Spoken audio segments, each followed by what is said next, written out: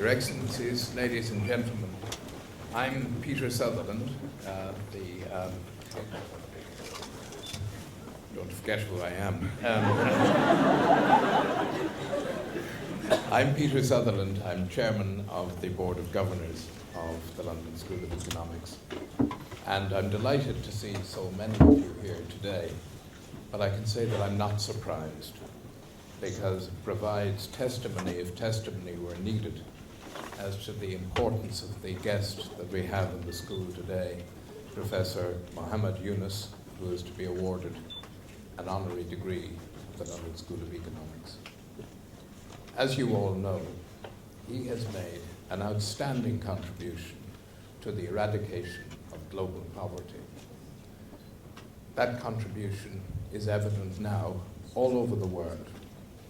The Grameen Bank, which he founded in Bangladesh in the 1970s to make loans to entrepreneurs too poor to qualify for traditional bank loans, now has 7.5 million borrowers. And the success of the model that he created has led to similar initiatives in over 100 countries, including the United States.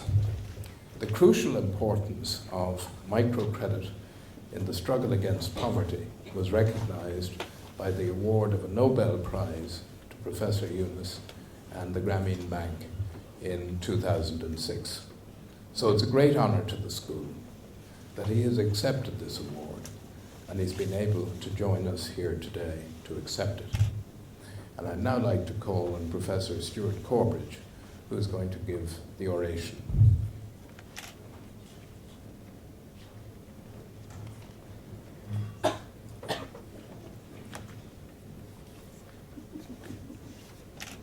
Thank you, Chairman. Director, ladies and gentlemen, it's a great honour and privilege to propose Professor Muhammad Yunus for an honorary degree. As everyone here must know, Professor Yunus's work with the Grameen Bank has helped to improve the lives of tens of millions of people, and most of all, poor women borrowers in his native country of Bangladesh. As many of us also know, Professor Yunus is one of the most respected and I would say most loved visitors to the school. And I expect that tonight again, it will be some time before he sits down to a dinner in his honour. Professor Yunus always makes time for our students and visitors, and his kindness, his warmth, and his charisma are appreciated, I think, almost as much as his extraordinary achievements in the fields of microfinance and social business. So let me please tell you a little bit more about the man and his work. Muhammad Yunus was born in 1940 in a village close to the city of Chittagong in eastern Bengal, which was then part of British India. He mainly grew up in Chittagong and went to school there before enrolling in the economics department of Dhaka University, where he received his BA in 1960 and his MA in 1961. In the same year, Professor Yunus was appointed to a lectureship in economics at Chittagong College. He stayed there until 1965, when a Fulbright scholarship took him to Vanderbilt University in the United States for his doctorate in economics. After a short teaching stint in the US, Professor Yunus returned to newly independent Bangladesh following the War of Liberation in 1971. While teaching at the University of Chittagong, Professor Yunus became increasingly interested in rural economics and in the plight of small farmers and landless labourers. Famously, in 1976, he lent the equivalent of $27 to 42 people in Jobra village, close to Chittagong, with the aim of releasing bamboo workers there from the grip of local moneylenders. This, in a very real sense, was the start of what became in 1983 the Grameen Bank, and indeed, I would say, of the worldwide microfinance movement and in its recent and best-known incarnation. Professor Yunus realised that traditional banks were not lending to poor people, and especially not to women. They were not considered creditworthy. The Grameen Bank, in contrast, took the view, and still takes the view, that poor people will use loans to work or manufacture their way out of poverty. They then repay their loans at least as reliably as anyone else. Now, it's sometimes difficult now, 35 years on, to recognise just how enabling, just how revolutionary these intuitions were. In the early days, Professor Yunus had to make himself the guarantor for a credit line from the Junta Bank to poor households in Jobra. Yet by the end of the last decade, the Grameen Bank had over 7.5 million borrowers, 97% of whom were women. In Bangladesh alone, the Grameen, or the Village Bank, has lent more than $7 billion to poor people since the mid-1980s. And today it has a presence in over 95% of that country's villages. It's also to be found in countries throughout the global south, and indeed in New York and the UK, I think in Glasgow. Professor Yunus's extraordinary achievements, and those of the Grameen Bank more widely, were recognised, as the chairman said, by the award in 2006 of the Nobel Peace Prize. The Norwegian Nobel Committee recognised that poor people without security generally pull their way out of extreme income poverty by finding waged work or by accumulating small assets. Economic and social development thus happens partly from below, as the Nobel citation has it. By enabling millions of people to access microfinance and technologies that otherwise would have been unavailable to them, the Grameen Bank has helped poor families to live lives of respect, dignity, and opportunity. The same, I think, can also be said of Professor Yunus's more recent innovations in the field of social business or entrepreneurship: the Grameen Phone, Grameen Shakti, an energy company, the Grameen textile and agriculture companies, and more recently the tie-up with a French company, Danone, that Professor Yunus wrote about in his 2007 book, Creating a World Without Poverty. In addition to the Nobel Peace Prize, Professor Yunus, the banker to the poor, has been awarded more honorary degrees and national and international prizes than I've written academic books and papers. Really.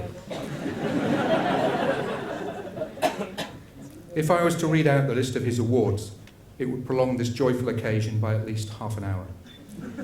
Let me just say that Professor Yunus has recently been honoured by the following universities, amongst many, many others: Duke University in the US, or Duke if you're an American. Kyushu University in Japan, the Catholic University of Guayaquil in Ecuador, the Higher School of Economics in Moscow, and Glasgow Caledonian University in Scotland. In addition, Professor Yunus has been the recipient of the Independence Day Award, which is Bangladesh's highest award, in 1987, the Muhammad Shabdeen Award for Science in 1993, the World Food Prize in 1994, the King Hussein Humanitarian Leadership Award in 2000, the Volvo Environment Prize in 2003, and the Franklin D. Roosevelt Freedom Award in 2006. Now this year, notwithstanding these myriad achievements, Professor Yunus has been having some difficulties with the retirement age in Bangladesh. He's been told that he's too old to be a managing director of a bank there. Well, it's not for me or LSE to judge the laws of Bangladesh, although I do note that several international figures, including Mary Robinson, Hillary Clinton, and John Kerry, have expressed concern about Professor Yunus's position. I would like to let you know, however, Professor Yunus, that the government of the United Kingdom, in its wisdom, if that's the right word, has just within the last month or two removed the default retirement age in this country. So if you do find yourself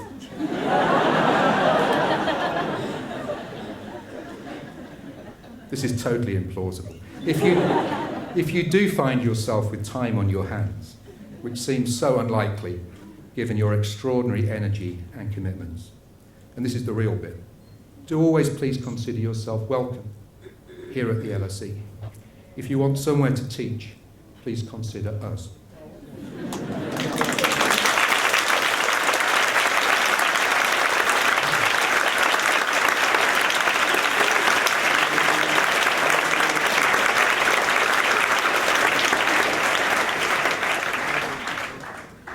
With that happy thought in mind, may I, Director, request that by the authority of the Court of Governors, you admit Professor Muhammad Yunus to the degree of Science, Economics, Honoris Causa.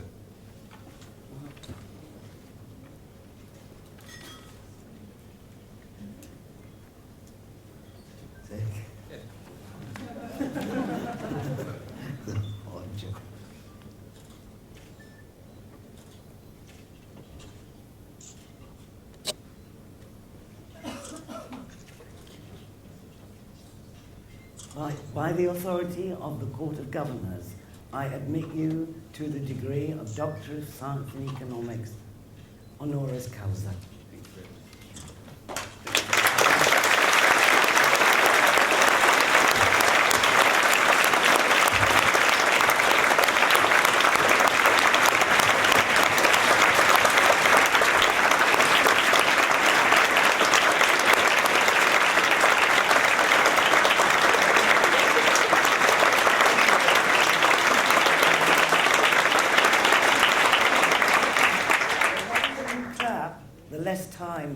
We will have to listen to Professor Yunus.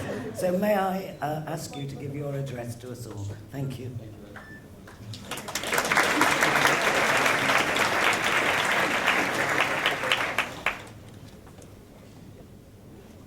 That's the good thing about coming here. You get a job offer. Thank you. I was a jobless person.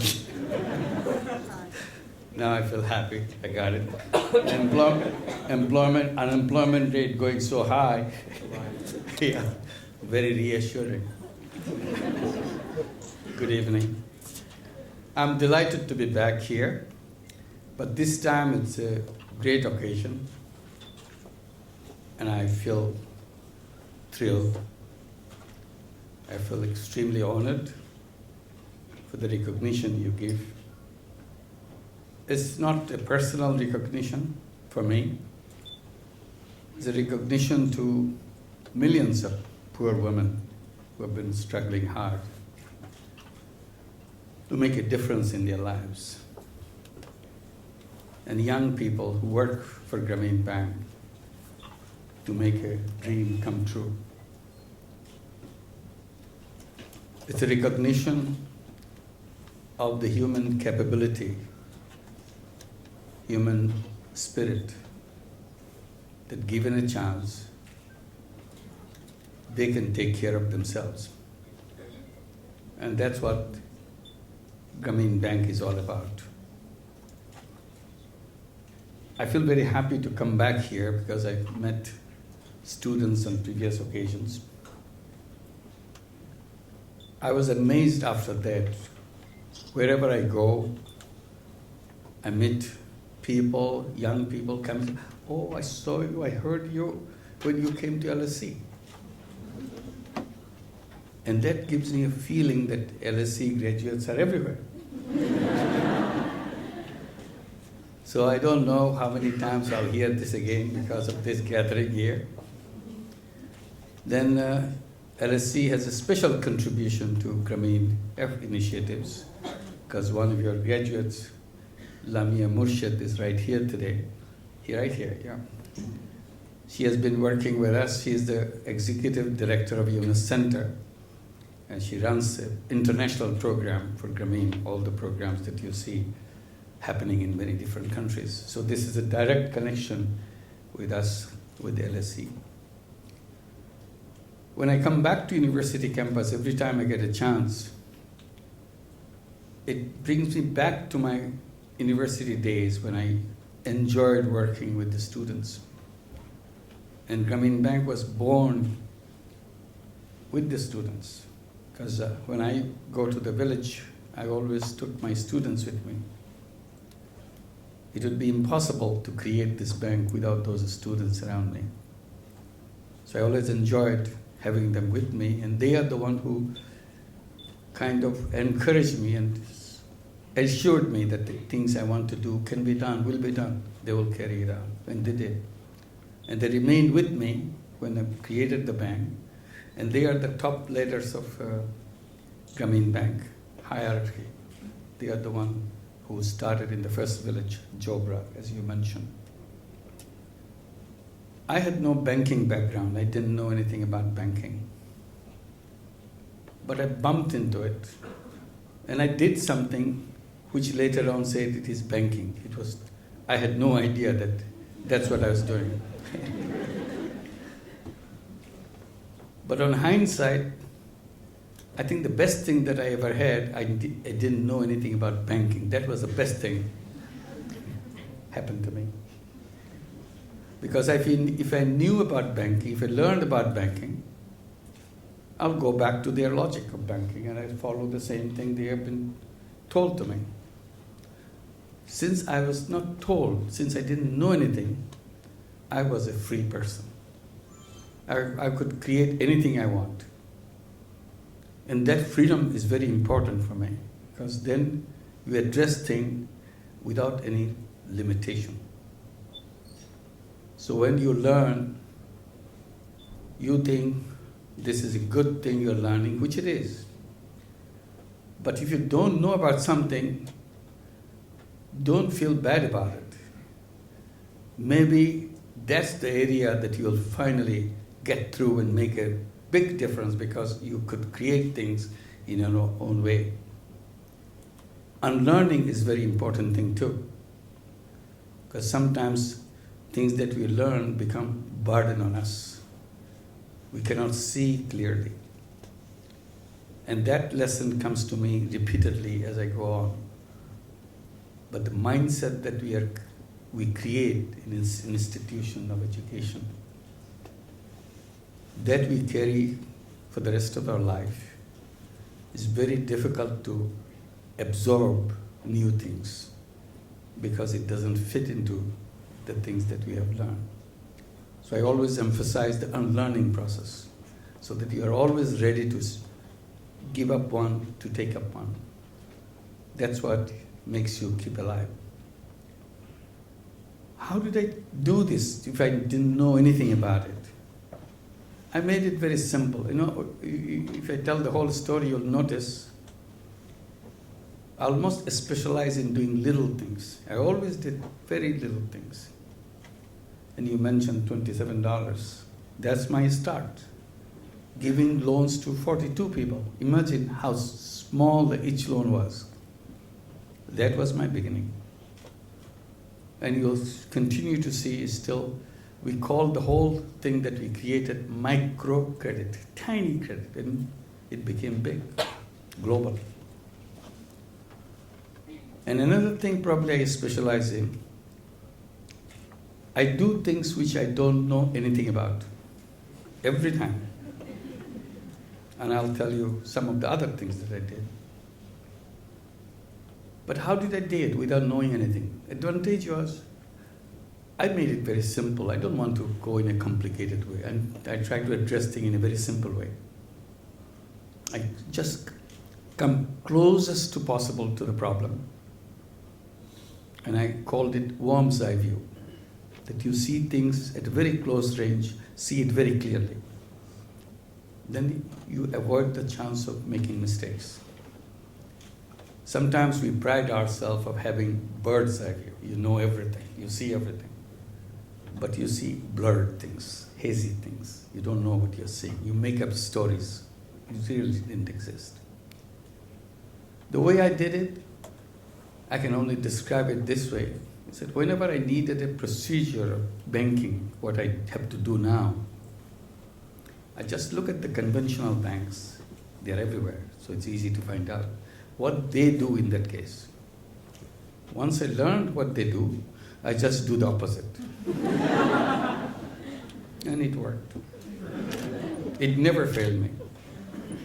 Everything you hear about Grameen Bank is nothing but doing the opposite. They go to the rich, I went to the poor. They work in the city center. I decided to do in the village, in the remote village. They go to men. I went to women. They want collateral. I said, no collateral. Forget it. They want big lawyers to tie you up so that you cannot run away from them. We said, no lawyers. Grameen Bank is probably the only bank in the world which doesn't have any lawyers.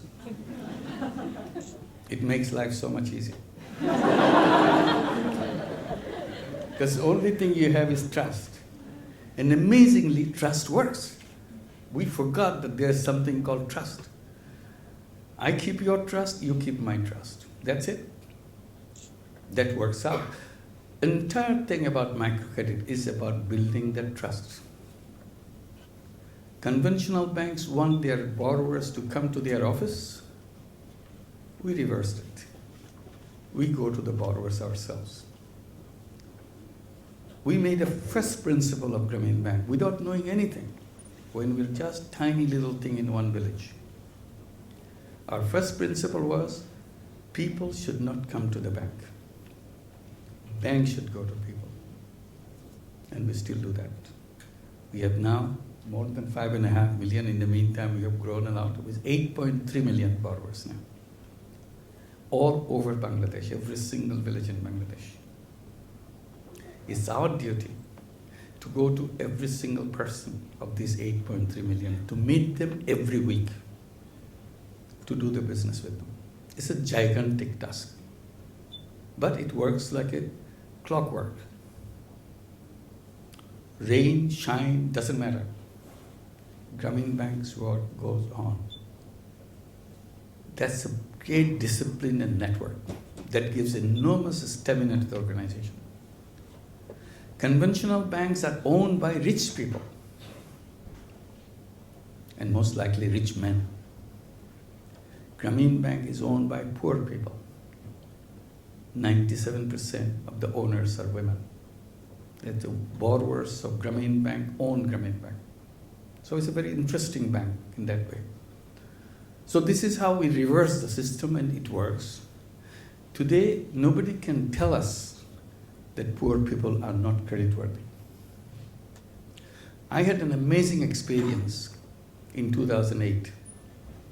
We started because we had debate, always insisting that it can be done in any country. So I was challenged to do it in New York City. I said, I'll do it.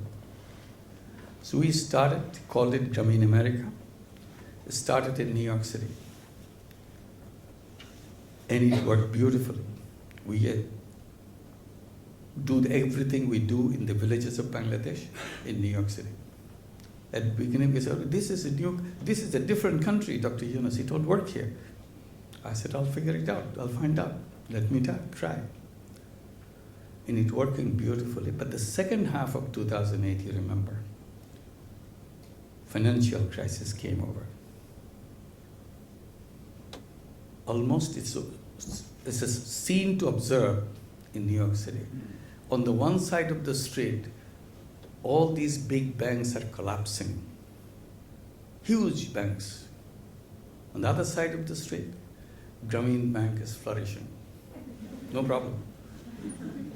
I said, I wish somebody here will ask me a question. A journalist from New York Times would come and ask me a question. Who is creditworthy? I said, I'll be so proud to answer this question now. So there is no problem with that. But we still have the same financial institution that we always had.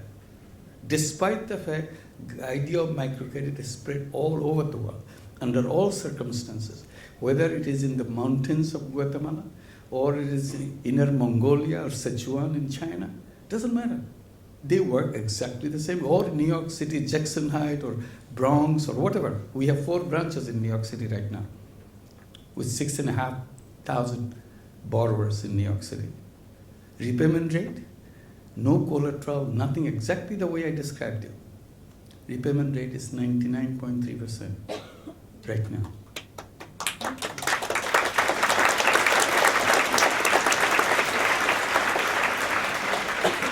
People were warning us, these are people, New Yorkers, you watch out. This is not Bangladeshi village woman. You do everything you ask them to do. These are the people who will tell you one thing, do something else. 99.3%. Never failed in the last 4 years, still going on. It is so impressive. We are asked to do it, invited us to do it in Omaha, Nebraska. So we have a branch in Omaha, Nebraska. Exactly the same, it's working beautifully. Then asked to do it in Indianapolis, so we opened a branch in Indianapolis. This year we're invited to do it in San Francisco and Detroit. We said, we'll go anywhere, you just test us any way you want. It still worked the same way, it still worked the same way. And you know what we did? We sent the people from Bangladesh to run the program in New York City. And the person who came, every one of them, never been to the United States in their life. They know nothing. So they are very scared when they're coming. How? We don't know anything about them. I said, that's the advantage you got. If you know, you'll be confused. You do exactly what you do in the villages of Bangladesh. Forget about America. These are people. People who need money. Their need is exactly the same as you have in Bangladesh. And they did it, and they continue to do it. Then we wonder what kind of system we pride about, all these financial institutions that we build. Almost 2/3 of the world population is excluded from their services. People need money, but they cannot do that. New York City, only place a poor person can get money is the loan sharks, payday lenders. Interest rate, 1,000%, 1,500%. I'm sure in London you have that too. But what are the financial institutions doing? If this thriving business goes on right in front, under your own nose, nobody cares. Let me go to the next one that I did. I started looking at the problems. Microcredit is one, people need it. Then other things started attracting my attention. How do we solve this? Then I have an instinctive response to every problem I see. Whenever I see a problem, I create a business to solve it. People say, how can you do business with a problem? I said, it works beautifully. If you make a business, it works. First strength is you have to know it very well to design a business. When you can design a business, then money circulates. It doesn't disappear anymore. If you try to address a problem by putting charity money goes, it never comes back. So you are going around raising money, give me some money so that I can help these people. So you give again. You use it, gone. Next day you come back again. And that is such a limitation. You waste your time raising money rather than doing the work. If you can transform it into business to solve problem, it works beautifully. Then I look around whether the poverty is created by the poor people or somebody else. Every time I see, my conclusion is the same. Poverty is not created by the poor people. They are very hardworking people. They are intelligent people. Poverty is created by the system that we built. System that we learn in our university classes. That has created poverty. So if we change the system, poverty will be gone. Because it's not the fault of the person. It is externally imposed phenomenon. It's not internally generated phenomenon. If you understand that, then we can go back, look at your textbooks. Where the seed of poverty is lying here, it's there. You have to pick them up. One, institutions are at fault, like the financial institutions I was just telling you what they did. And the concepts, frameworks. On the concept side, I concentrate on one issue particularly. I said, look at the concept of business in the economic theory. There's only one kind of business in economic theory, business to make money. And they emphasize it in textbook that it has to be maximization of profit. So what a emphasis you have to put. I keep saying that theoreticians who create that theory has misinterpreted human being. Human beings are not robots. Only thing they do in their lifetime is make money. human beings are much bigger entity than money-making entity. We picked only one aspect of human being, which is a selfishness or self-centeredness, and built the whole theory about business. So the whole world is on that side, busy making money. But that's what we have been trained. That's what we learned. That's what our mindset is created. Our institutions are created for that. So we have created a world with money, profit maximization. Sometimes it becomes an obsession with money. It gets more damage than you can imagine, that obsession. So the social dimension, economics is supposed to be a social science, but the social dimension is completely forgotten. I said human beings are selfish, I accept it, it's part of us. But same human beings are also selfless beings, equally powerfully selfless beings. You don't use it in social science, in the economics. So you're left out, build whole economy excluding that part. I said that's where we made the mistake. We made a very lopsided economic theory and world that we created out of that theory. We pride ourselves about theory, but for absolutely wrong reason. So I said, why don't we create business on the basis of selflessness that we have? In selfish business, everything is for me. The more I make, the more happy I get. In selfless business, everything is for others. The more I make other people happy, I make myself happy. Why don't you do that? Oh, no, the people don't work like that. I said, I work like that. I created many companies, more than 50 companies. I never even thought about owning a single share of any of these companies. So I said, maybe there are some crazy people like me too. Why didn't you give a little room for them so that they can work? At least tell young people, the students, that there are two kinds of business. One business to make money, another business to change the world. And human being has enormous capacity, enormous creativity. But all this creativity and technology is used for only one purpose, making money. I said, if we can use this capacity that we have to change the world, to solve the problem, none of this problem can exist. So that is the power of social business. We continue to expand. There are lots of social businesses we created. And we created one with a multinational company, Danone, to solve the problem of micronutrients among the children of Bangladesh. We created yogurt, fortified with all the micronutrients, make it very cheap so that every child can afford it. Even the poorest child can afford it. If you eat this yogurt, gradually you overcome all the malnutrition and becomes a healthy child. Malnutrition means your physical growth is stunted. You'll see lots of children, age 12, but still a little boy. Because he has no, or she has no physical growth. And the amazing part of it, mental growth gets stunted. So you spend a lot of money on education, but the receiving end doesn't receive it because they are stunted. They cannot understand what you're talking about. What a damage we make to the human being for simple reason that you can buy this for pennies. They remain stunted. So this is the purpose of the company. Neither Danone wants to make money out of it, nor Grameen wants to make money out of it. This is a social business, non-loss, non-dividend company to solve problems. Then we created many other companies like that. Multinationals keep coming to us. During my 2 days here, there are at least 2 big companies who contacted us.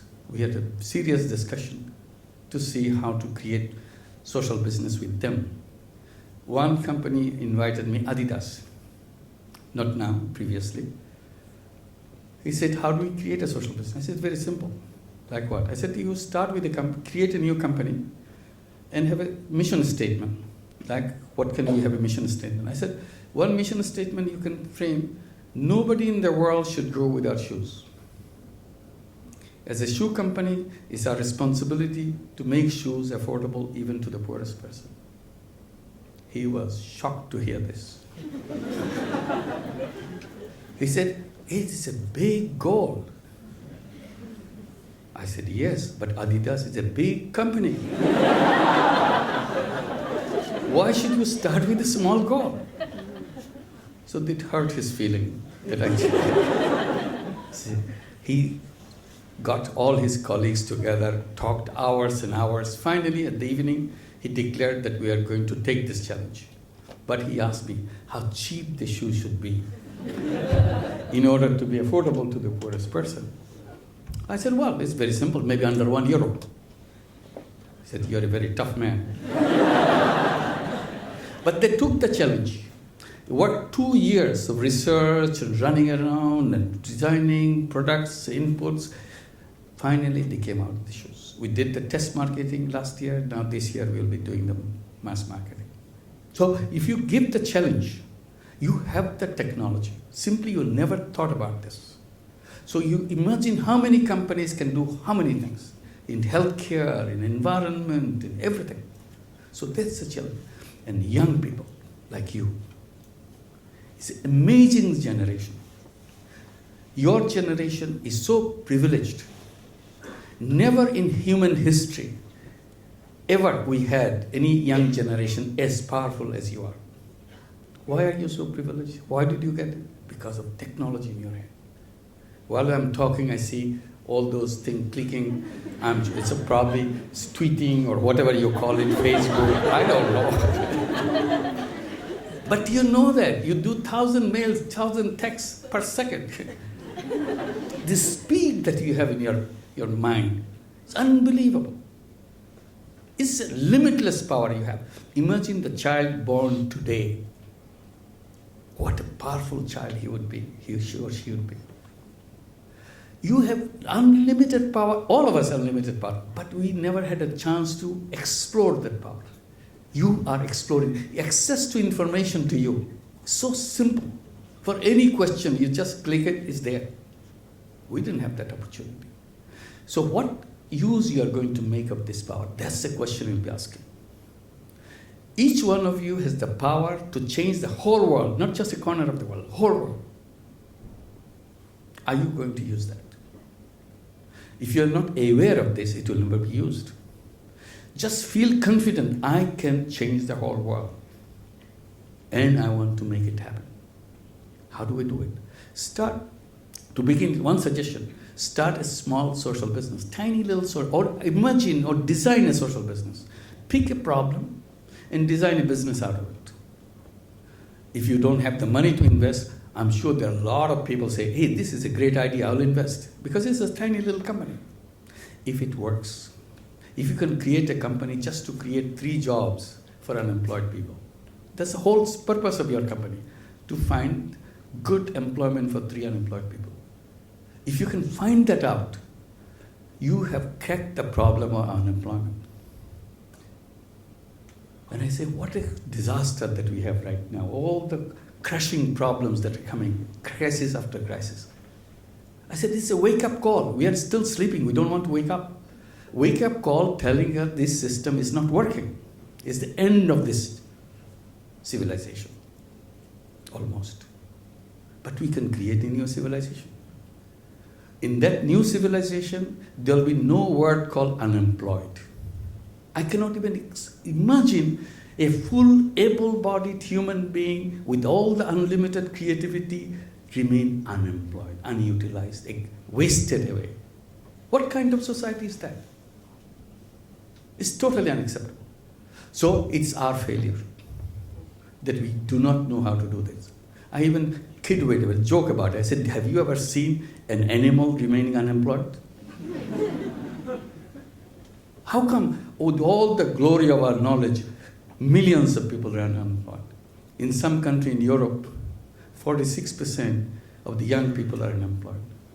In the same country I was just coming from, same country, there is a region, unemployment among the youth is as high as 70%. What a shocking thing to happen. Is there something wrong with this young man or young woman? No.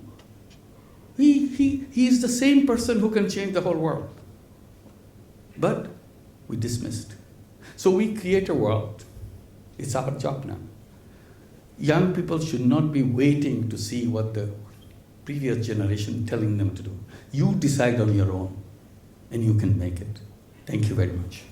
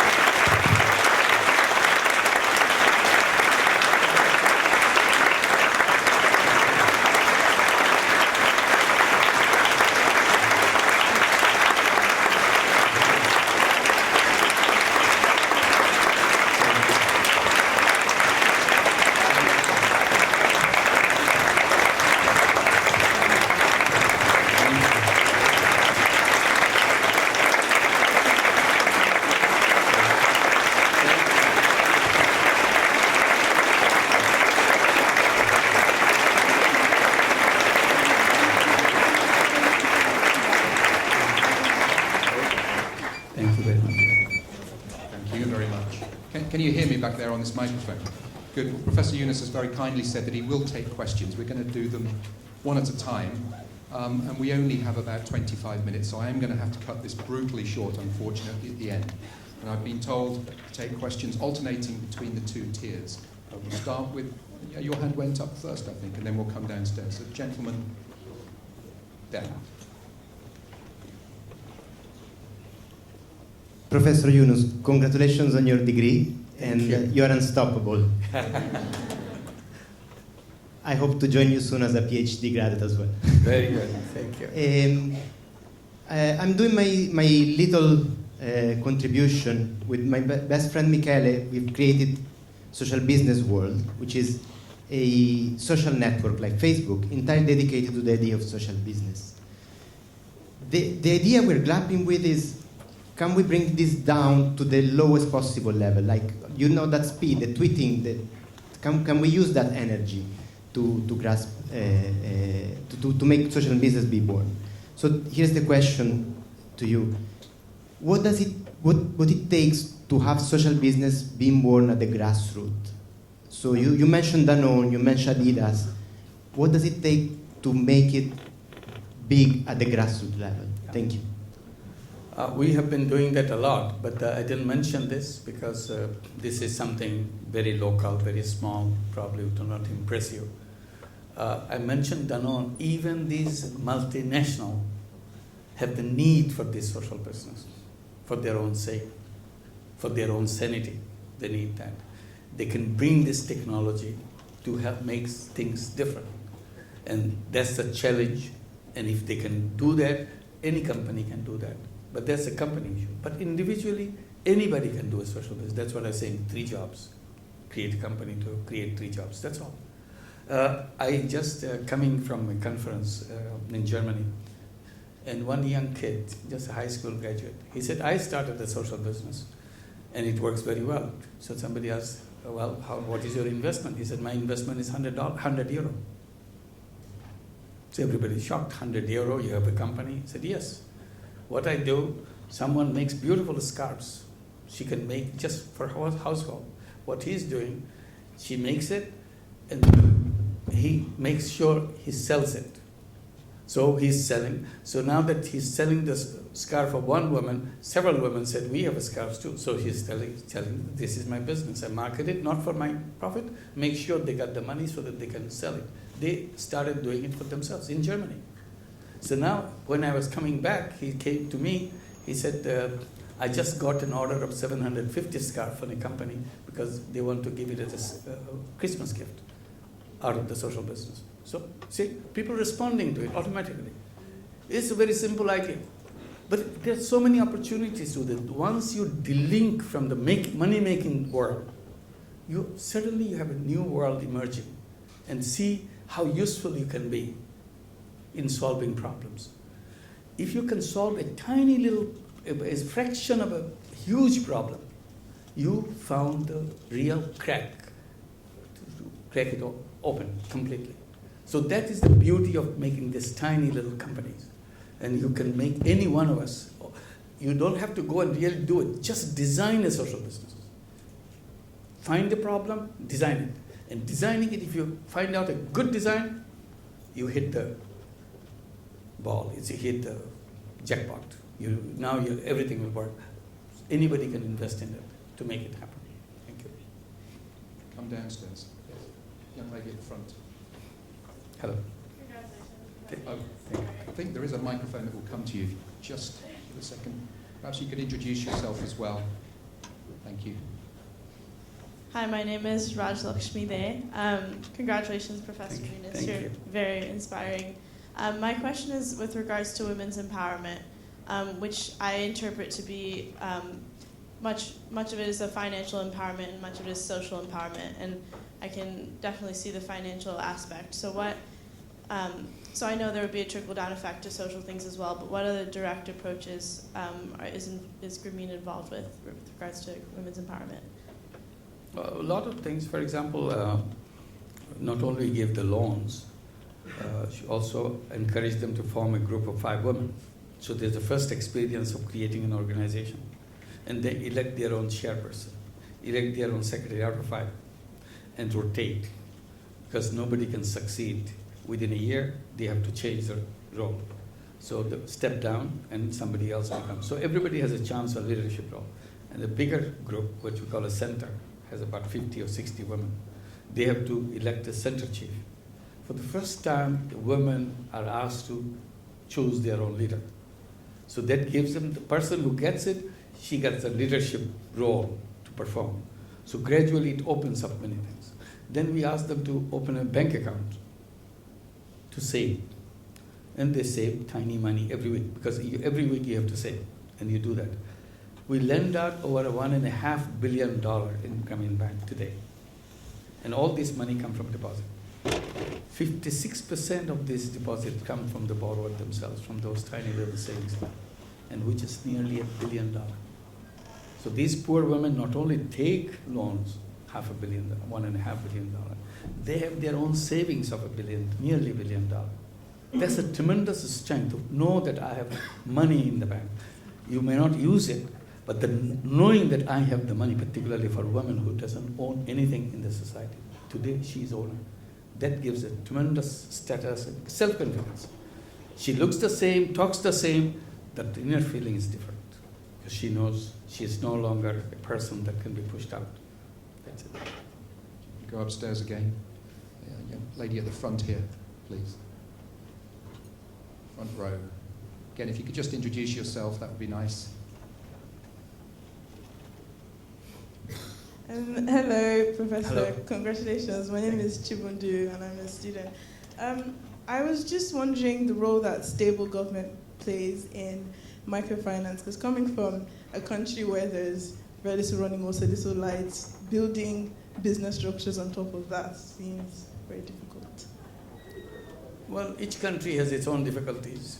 Bangladesh has its own difficulties. So we have to work in whatever environment we are in, because we cannot change the world so that I can work. So we take the world as it is and start the world so that gradually that world changes the way we want it to be. So we take it as it is and see how we overcome those problems. Microcredit is easy under all circumstances because you're dealing with few women together and so on. As long as they need money, they have an opportunity to make use of the money, to earn money, so to pay you back. It works. And then as you grow, in institutionalization, you may have problem because then you have separate units so that you're not becoming big, you're just local, something. So try to see how under those circumstances it can work. It's a relationship between human beings. It's not, that's why I said we don't have lawyers. So you're not coming to framework where some rules and procedures of somebody else work. It's the rules and procedures that we design by ourselves. And that's what we want to do. I think there's a good chance that it will work. I cannot tell you that everything will work under all circumstances, but we bring our creativity, we bring our ingenuity, and that's what makes it happen. Thank you. Downstairs again. Probably the nearest hand to you. Good evening, Professor Yunus. I'm a student pursuing my master's in economics at the LSE, and I have a great respect for you. My question is on micro savings. That is a huge need for the poor today to have a safe place to keep their savings. So I was wondering if Grameen is doing any work on that. Yeah, that's what I just told you, that nearly $1 billion in savings from the borrower themselves. So it's so powerful an idea that you have this money, and collectively it's so big. When I talk to my business friends who have big companies and so on, I tell them that, look, don't underestimate these poor women, because they have enough money to buy off your company several times over. So that's a good thing to tell them. And if the women in the village feels very good that they can tell such things. There's no scientific way of doing this, but young man up there with his hand up, blue shirt, young lady, I can't see from here. I've got my glasses off now.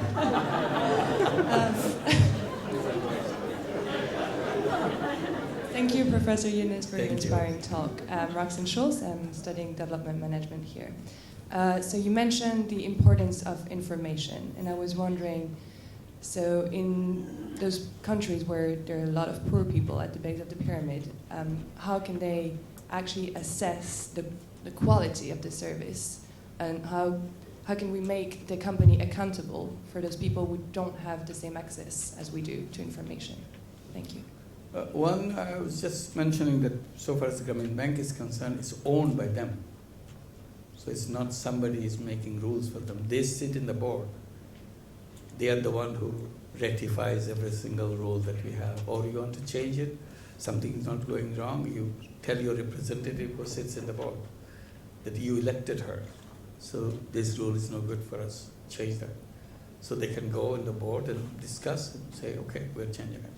So that way the information flow is both ways. It's not the bank telling, it's not bank coming from somewhere else.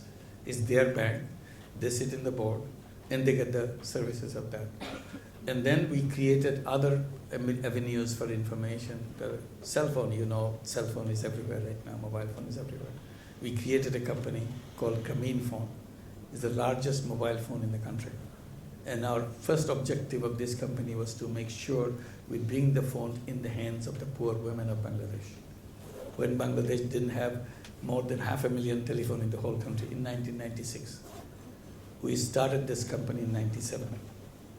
Today, 2011, we have 65 million subscribers of telephones in the country out of a population of 160 million. So you can imagine the penetration of telephone. Not Grameen Phone alone altogether, but Grameen Phone has more than 50% market share out of 6 operators. So that's another source. We are using this cell phone to bring other services, healthcare services, banking services, education, whatever.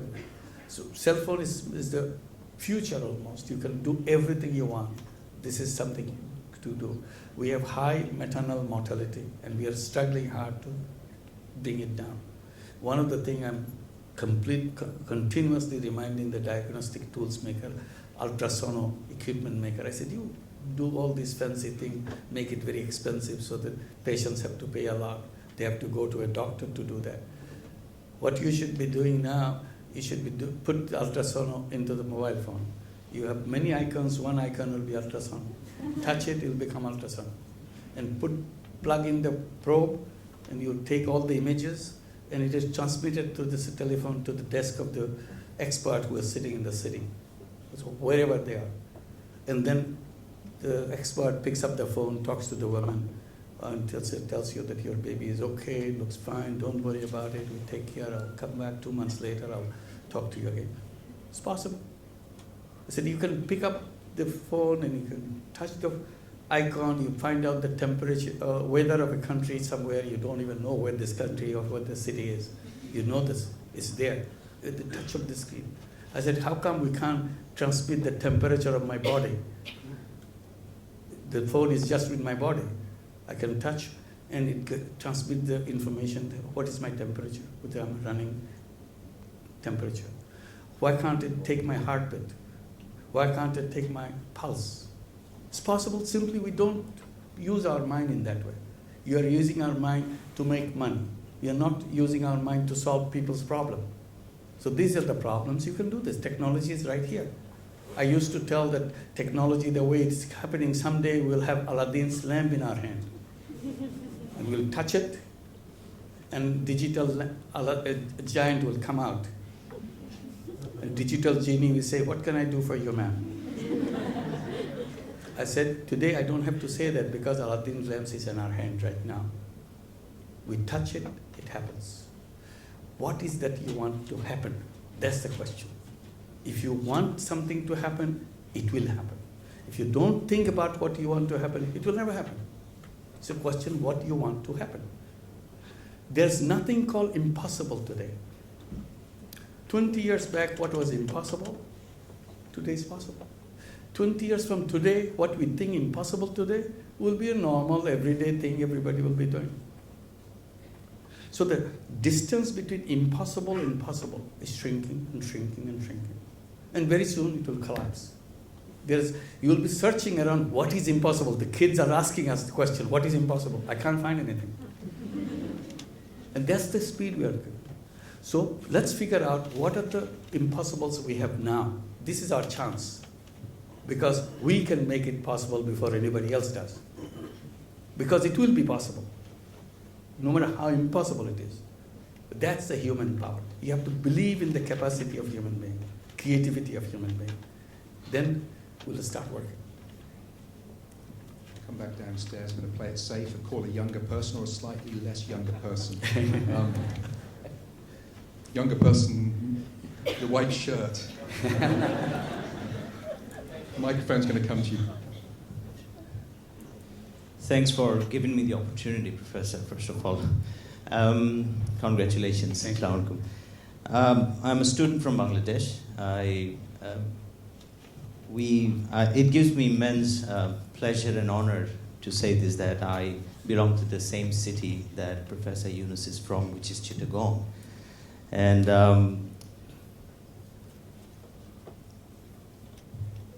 there are certain criticisms about your programs, your work, and we all know about the professors already mentioned about the political implications of the people in the government at the moment has done to your role in Grameen Bank, and the opposition is promising true or false a lot of things if they come in power next time. But regardless of all that, I, as a citizen of Bangladesh, want to say that we are very proud of you. We are very proud about the fact that you brought Nobel Peace Prize to our country for the first time. That's one thing. Secondly, you just moved to the question. Yes, about higher education in Bangladesh. As I see it, all the universities in Bangladesh, the private ones, are social business in one way or another, as you mentioned, if I read or understand your concept properly. What do you think we should do to make the higher education or improve the higher education of private universities in Bangladesh, if you have any comments on that? Well, I'll just make a general comment rather than get in Bangladesh situation. I think still we continue the old-fashioned education because it's a continuum of the education, tradition, history that we have. But we have come to a place in history where we can really make a breakthrough in education, providing it a completely different way, and rethinking of what are the messages that we give to the young people, how do they learn, how do they process their learning, how do they act, how do they get connected with the real people. At the beginning I was mentioning that I got into the worm's eye view. I see it very clearly if you have the worm's eye view. Do the students have worm's eye view? Or they get out of the university having bird's eye view and feeling proud that I know everything. And then undermine other people. Because I know everything. I know in another way. But I have never had this worm's eye view to really understand the person and the problems and so on. So how to integrate that? This is one challenge. Another challenge is a kind of a message in the back. You don't say it loudly or clearly probably, but back, you work hard, study hard, get good grade, get to the best university, get the degree from there, and find the best job. I think that's not a good message for young people. Job is not life. Life is something else. Life is to create things. Job is to repeat things. And how do you make that? Like we have been confronted with situation in Grameen Bank. It just happened because we encourage our young people to go to university. We give them education loan so that they can finish the education, become doctors, engineers, and thousands of them are coming. They're always complaining for many years in the beginning, saying that we have no jobs. I get good education, I have good certificate, I have no job. In the beginning, I was puzzled what to do. Then I stood up. I said, look, don't talk about jobs. You are privileged young people. You are children of Grameen families. Your mother owns a bank.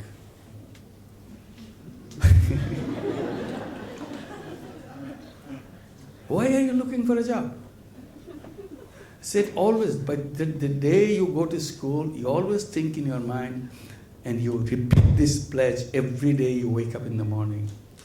I'm not a job seeker, I'm a job giver. Build yourself as a job giver and prepare yourself as a job giver. Money is not your problem. Your mother's bank has unlimited money. You just come up with ideas, what you want to do with money.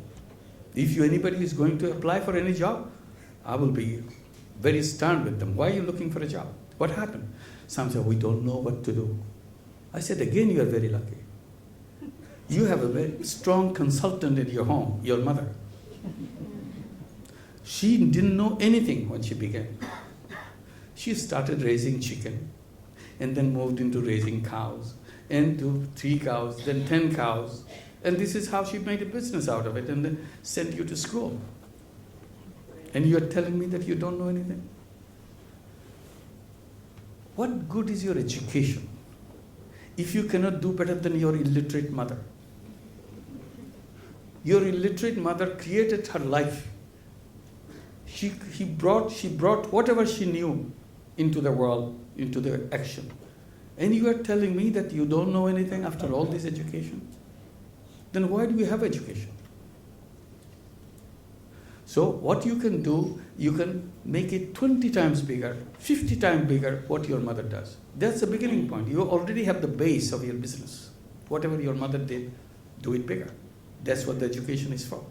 So anyway, are we telling the students, are we making them as job givers and job seekers together? No. Entrepreneurship is a built-in feature of every human mind, every human being. But we let it dry up because we don't want to use it, because we want to be a job seeker. I'm always trying to see if I get the promotion, whether I get the right position, right company, this is it. So this is another part of the education part of it, and the social business. How do we contribute, how to design? So all together we have to redesign, as I was telling you, that creating a new civilization, this is a part of that. We have to address all these things together because human history brought us to a point where life is changing very fast. If you cannot get ready for it, we'll go in the wrong direction. So we don't want to go in the wrong direction. We learned enough to save ourselves from that. So that's the point that we have to emphasize. Thank you. I fear that we've reached our last question, which is going to be upstairs. Once we've had this question, I'm going to invite Professor Yunus to take his seat, and then the director of the school, Professor Judith Rees, will say a few words. The gentleman in a blazer and tie up here has been wanting to ask a question for some time. Again, if you could introduce yourself and keep it fairly short, sir. Thank you. Thank you, sir, for identifying me in the blue suit and tie. I'm K. Mahesh. I'm a law student, not studying law to become a lawyer. But I'm a great fan of Professor Muhammad Yunus, and I have 2 short questions. Why is it that the political establishment in Bangladesh, they're very concerned about your retirement age? And B, what should be the role of the government and poverty alleviation programs? Thank you. Yeah. Well, on the first question, you have to ask the government to find out what their basic logic of it. On the second question, everybody has a role. It's a problem for all of us. Today, the problem is we leave it to the government. They should solve the problem of poverty. So poor politicians, they keep trying to solve the problem of poverty, which they have no clue how to do that. So every time they come, they promise you, next time we are going to clean up poverty, vote for me, I'll do that. And people have to try, okay, give them another chance. They go back, they can't do anything. So they say promises after promises goes on, nothing gets done. But we citizens just can't sit around and say, let government do it, I'm busy making money. I don't think this is a good explanation. We have tremendous capacity to do that. Each one of us can do in our own way. I don't have to define how we can do that, but each one of us can do it. If that is a problem, I can contribute in solving the problem. Many, very well. We have discussed about the microfinance, we discussed about the social business. Somebody may have a better idea than that or similar idea than that. All I'm saying, we have the capability as a human being to remove this phenomenon called poverty from this planet. And we are capable of doing that. Only need the structure and the concept, that's all. And we should be creating a world where poverty will be only in the museum, not in human society. Because it's unacceptable to any civilized society to have anybody to say he or she is a poor person. So that's a challenge that we have to accept. And if we take it as a challenge, I'm sure we'll make it. And that's why Millennium Summit adopted those Millennium Development Goals. And number one goal is to reduce poverty by half by 2015. And many countries will be achieving that. And Bangladesh is one country will achieve that goal by 2015, reduce poverty by half. And many other countries. We wish to make all 8 Millennium Development Goals happen. And we are very close to it. Only one item that we are falling behind is the maternal mortality, which we are struggling hard to make it happen. So if you can reduce it by half by 2015, what is so big deal to make it 0 in 2030 or some such year? Because you already make it half. So it's a question of going the halfway more. So this, but we can do it faster because we learned a lot and the technology is coming, structures is falling into place, so we can do that. It's a question of determination and commitment that we want to make it happen, and it will happen. Thank you very much.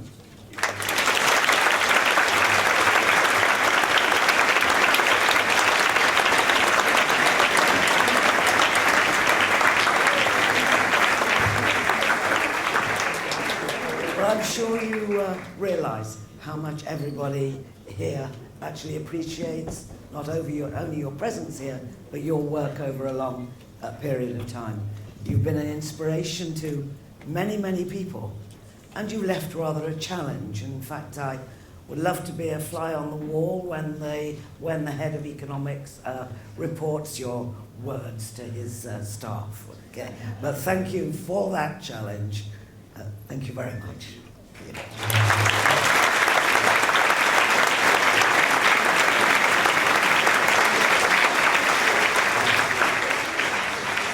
With the authority of the Board of Governors, I declare this ceremony closed, and I'd ask everybody to remain seated until the platform party have left. Thank you very much indeed.